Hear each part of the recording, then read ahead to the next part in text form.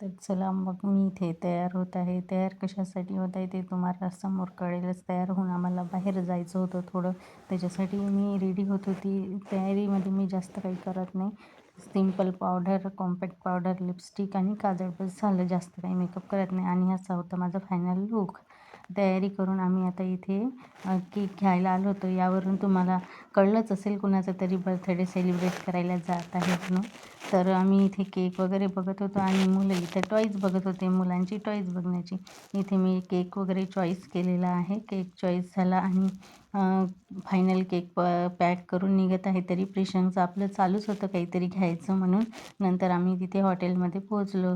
राजवाडा hotel आहे ते वणीमध्ये. तिथे आम्ही गेलो होतो यावेळेस. थोडं दुसरीकडे जायचं म्हणून इथे एंट्री करता शिवाजी महाराजाचं हे आहे आणि इथे प्रिनल आणि प्रिशंक कसे बसले होते.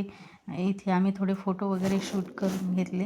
फोटो वगैरे शूट केल्याच्या नंतर फायनली मग बर्थडे वगैरे सेलिब्रेट केला. यांचा बर्थडे होता तेच सेलिब्रेट करायला आलो होतो आम्ही राजवाडामध्ये. नवीन हॉटेलमध्ये जायचं म्हटलं होतं. मुलांनी त्याच हॉटेलमध्ये जाऊ नये यावेळेस म्हणून थोडं लांब आहे तिकडे गेलो होतो आणि आता इथे जेवण करायला बसलेलो आहे आम्ही. प्लेट्स वगैरे लावलेलं आहे. जेवण वगैरे यायचंच आहे.